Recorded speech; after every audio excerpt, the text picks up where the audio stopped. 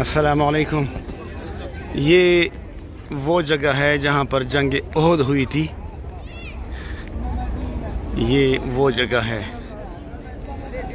वो पहाड़ी है, ये देखो ये सामने,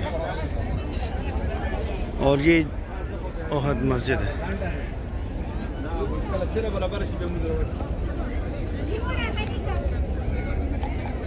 मुंजिया 10-32-33। अब ये पहाड़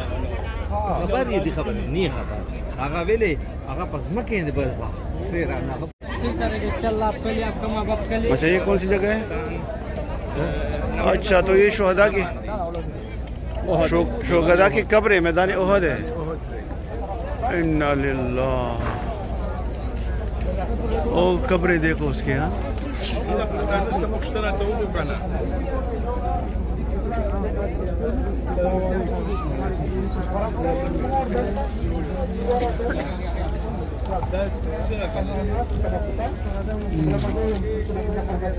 ये जो शुहदा यहाँ पर हुए थे उस वक्त, उनकी कब्रें हैं इधर।